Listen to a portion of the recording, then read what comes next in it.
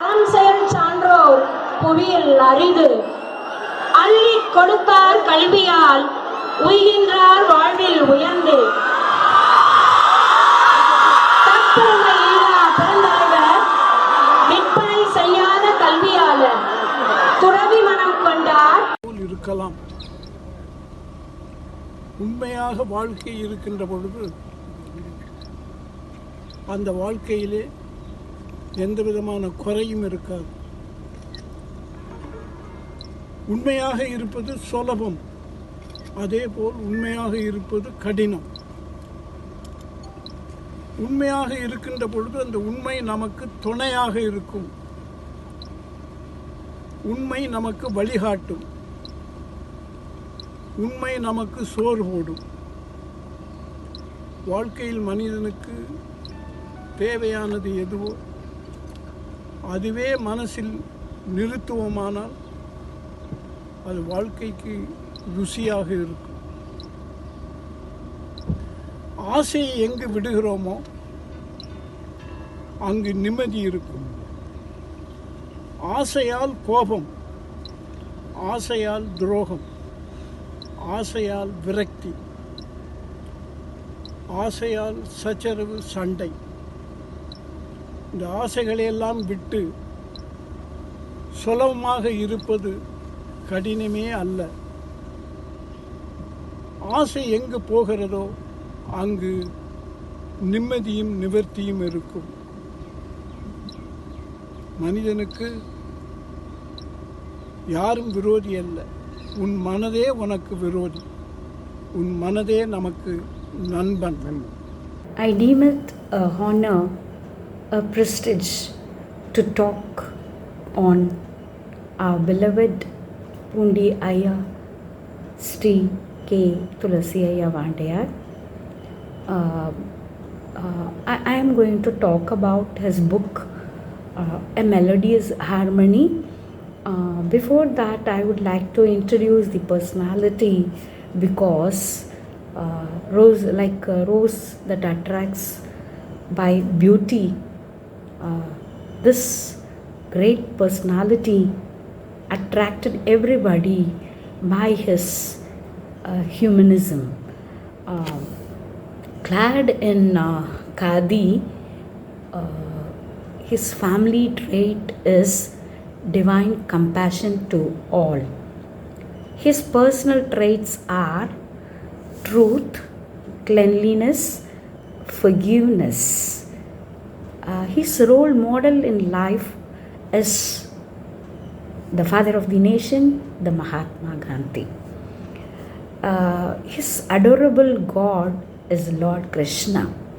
All the time he was chanting his name in his speeches. His speeches are all seasoned with the name Krishna. And his testament is the Bhagavad Gita. And his mantra is discipline. Patriotism and humanism are his eyes. Though not a teacher, he is definitely a teacher's teacher. He took Mahabharata classes for people, even professors, for nearly 2 decades. He has solemnized weddings of nearly 6,000 couples in nearly 1,200 colleges and universities. He has delivered the keynote address, and he has given notable radio talks on national leaders, on the great epics of India, the Mahabharata and the Ramayana, on Sangam literature, on Bhakti literature, national personalities, spiritual discourses and motivating talks. His literary contributions are A Melodious Harmony in English, and other books are in Tamil.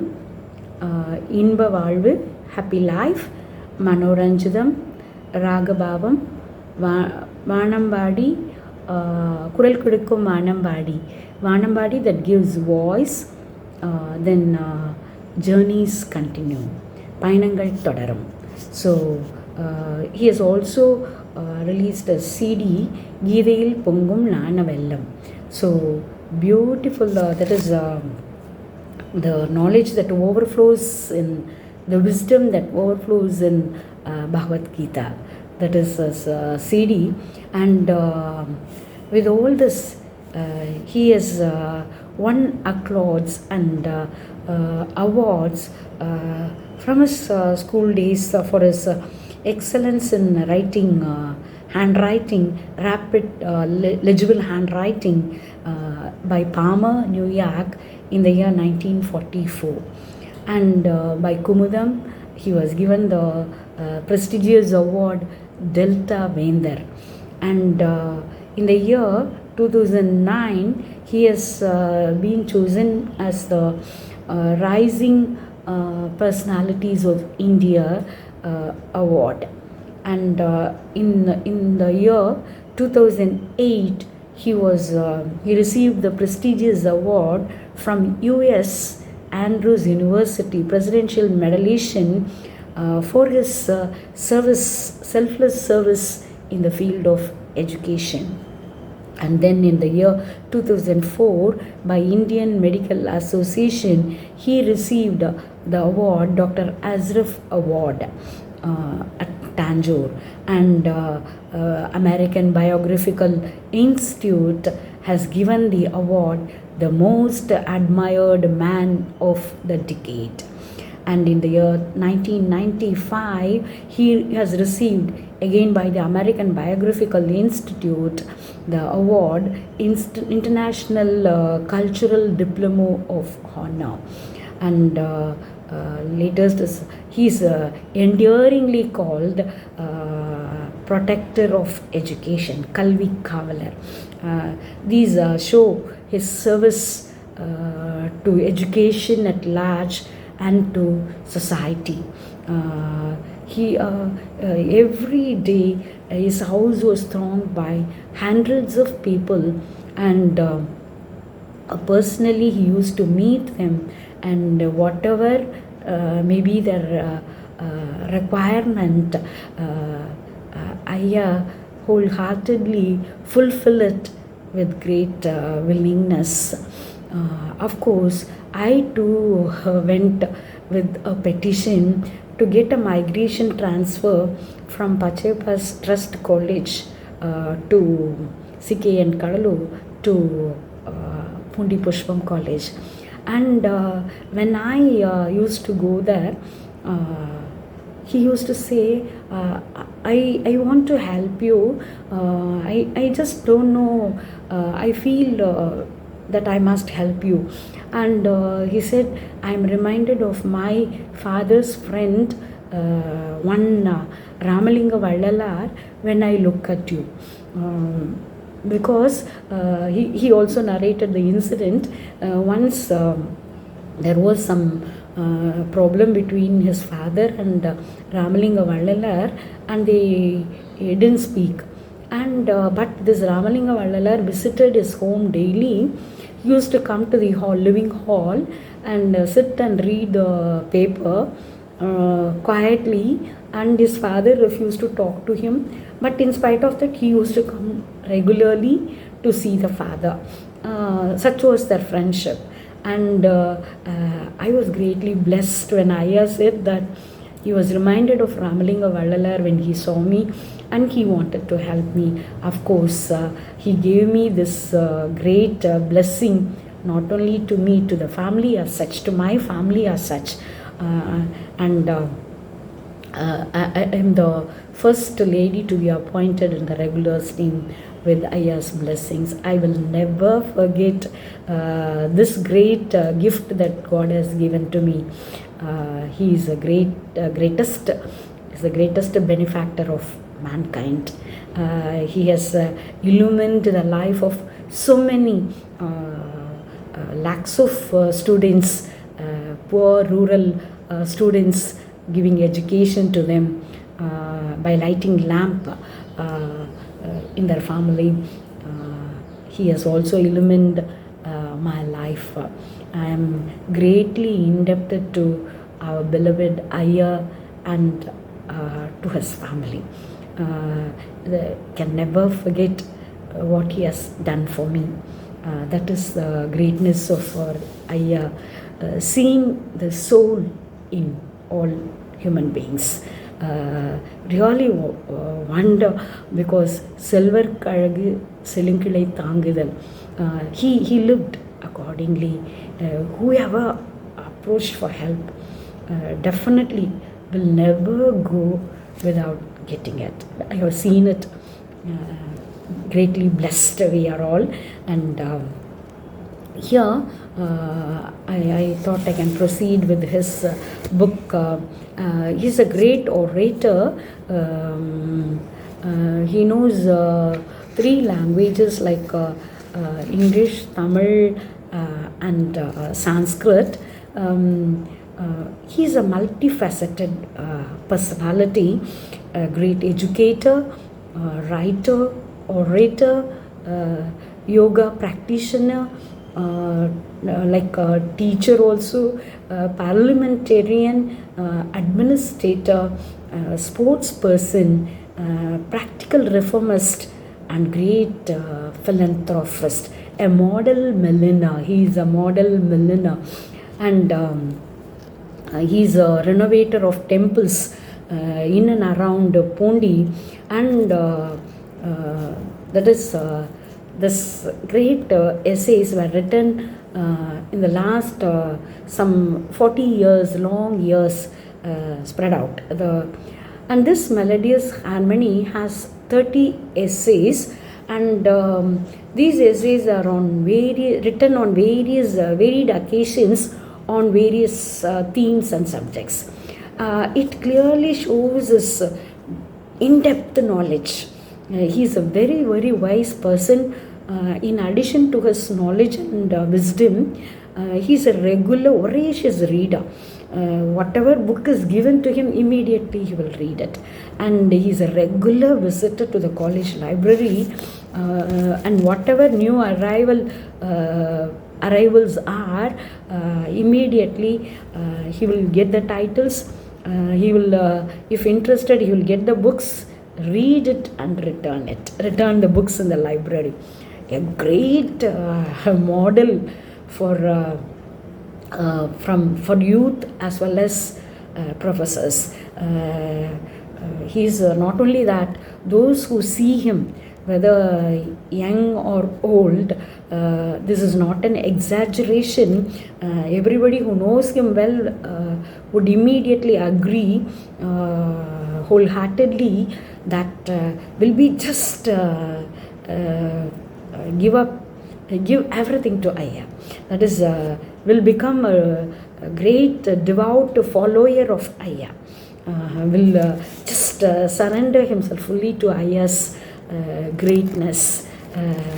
This is the greatness of our beloved Ayya. He is like a mantra that controls even the students and all.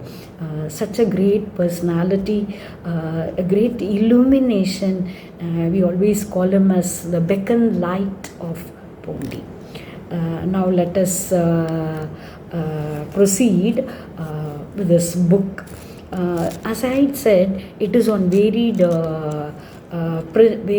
topics, but his interest is on men and matters, and his essays are based on sound moral principles, and it reflects his candor, his culture and rectitude. It sparkles with his moral principles. Such a great, he is a founder of a middle school in Nidamangalam, founder member of Poondi Pushpam College in the year 1956, and from 1972 till 2021, he's the secretary and correspondent. It's so many years of acquaintance with education. He is rightly called, endearingly called Kalvi Kavalar, the protector of education.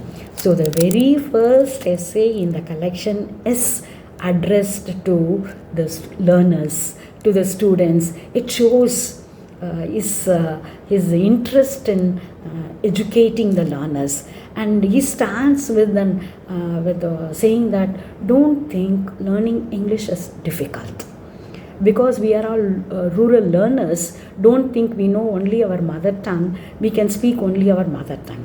It's learning a language is not difficult.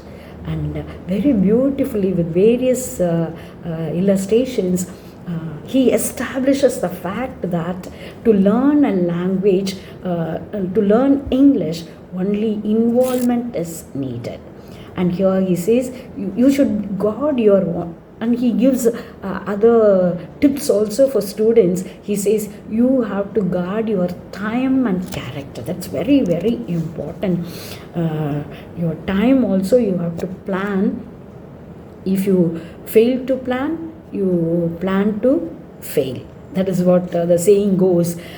So here he says time is very, very, whatever is lost can be regained, but time once lost can never be regained. So Ayya says time is very, very important. You have to guard your time. Yes, take care of your time and character. That's very, very important. And he quotes the Roman philosopher Cato. He says that Cato, a great philosopher, he felt very sad that he has wasted a day in his life. See, he was so busy with his work, but he felt very sad for having wasted a day in his life. So you should not feel that way. We should always be happy about doing work. Yes, enjoy doing work, should never waste our time. That is Ayya's advice or suggestion or the order to the students community, to the learners community. And he also, as usual, his patriotism comes in, and here he says learners must always feel happy that of the missionary heritage of India. And here he says we have to, he ends the essay with the spirit of the spirit of his soul. He says the bound soul is man and the freed soul is God. God is eternal, so he is not bound by time, but man is time bound, so he has to be very careful about his time. So God is there in all forms of life, and here he says this Indian concept, it leads to universal harmony. So he ends the essay with this concept that God is there in every one of us, and this concept, Indian concept, it leads to universal harmony. So this is his the first essay, The Running Rivulets of Man. It's addressed to the learners to learn to speak in English, to learn the language, convinces them it is not difficult, and then he talks about guarding time and character. And next, I have split it into headings. On education, he talks about this, and then next is politics. Second essay itself, I'm not going according to the essay, I'm not going to do essay wise, but topic wise. Second topic is politics, and parliament is marking time. We all know that Ayya was serving as a parliamentarian from Tanjavur constituency in the years 1991 to 1996, and here very beautifully. His concern for the countries, for the nation is beautifully expressed.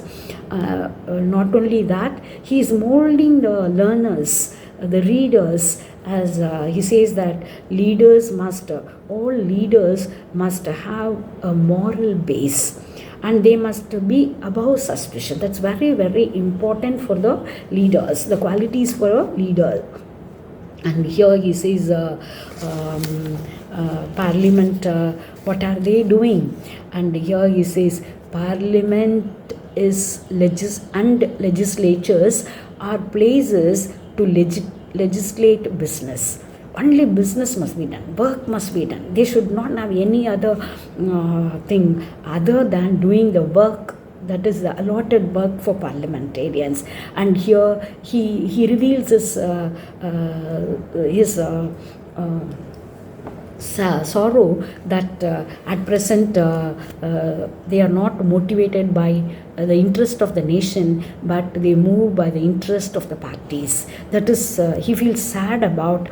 And here he says they should not come to the well at every now and then under some pretext or other, but must work for the nation. So this is, as a parliamentarian, he tells this to the people, to the readers. And then he talks about man in general. He says man is guided by herd instinct. Man is an individual. Every individual has got his own traits and characteristics, and we must move according to the right opportunity that is given to us to act decisively. But nowadays he feels sad that man is guided by herd instinct. If one person does this, others also follow that. Without using the reason, without rationalizing, people are doing this. So he feels sad about it, and he advocates to avoid this. Learners, educated people, parliamentarians must learn to make use of the right opportunity to act decisively. This is Ayya's words. And in another essay, Without Democracy, he says, he's talking about students. Once again here, he says students must be familiar with the constant history of India. They must know about the history of India. Very, very important. We must know the cultural heritage, about our history, about our nation. That's very, very important. Ayya says that. And then he says, this will certainly, if they know the history of India, this will be like a blueprint for the future of India. So it's very, very important that our students are well equipped with the history of our land. That is what Ayya is. This is a very, very intellectual suggestion that students must be familiar. The younger generation must be familiar with the history of India. So he says this is like a blueprint for the future of India. And here he says mere dreams are not useful. We have to transform the dreams into reality by sincere endeavor. This is Ayya's suggestion. By sincere endeavor, we have to transform our dreams into actions. And when he talks about the political animosity, he says that is not at all warranted. It is brutal. That is what is going on. In the name of party, people develop this animosity, and Ayya says that political animosity is brutal. And then he says, to guide the nation, we have to transcend the money and go above the level of earning money and to become prosperous. Only with an with an wholehearted sincerity and devotion must work for the benefit, welfare of the nation. That is very, very important. And here he says people must choose. He's not only stressing the duties of the politicians but also for the people. Ayya says that people must choose the right person. The right person must rule over the country. Only then we can become prosperable, and the person must be responsible, thoughtful, and he also must be led by a kindly light. He must have a very led by a kindly light. So very beautifully he says that don't think in democracy only the rulers have the duty to do things, but it is also equally important for the people to choose the right person. This is Ayya's suggestion. Ayya is naturally concerned about the economic welfare of the nation, and he says that economy should be aimed at for the benefits of the common people. If a few are benefited, then we enjoy only a project economy. But he suggests that the economy should be for the welfare of the country, and all the people of India must be benefited. When the common man is benefited, it is planned economy. So here he says there should be a proper arrangement, management of the economy of the country, and should be always conscious of the magnetic attraction for shameful wealth. So should not be like that. It should be always used. Wealth should be used. The properties of the country should be used for the welfare of the common people. That is what Ayya stresses on.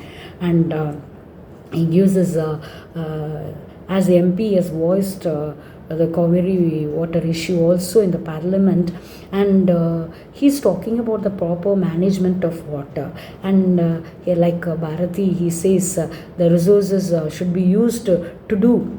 The water resources must be used to do cultivation in arable lands, and for that he says that we have to do something. The politicians with that power, they should be able to bring about change for the welfare of the common man, for the common humanity. That is more important than appealing or supporting one particular state or one particular group of people. That is what he says. And he's talking about people also, that is those who go on rioting, burning, or looting the public welfare or private property.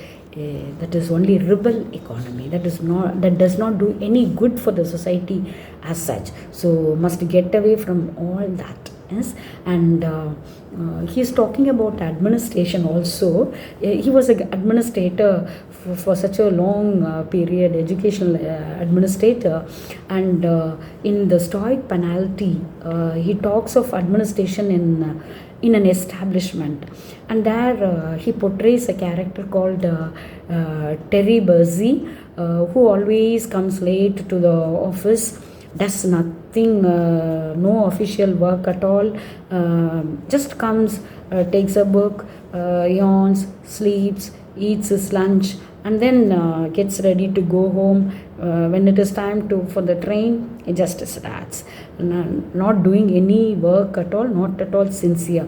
And by picturizing the negative character Terry Bussey, he conveys the message that must not be like Terry Bussey, must do work. Moral scruples must be guided by moral scruples, must do our work.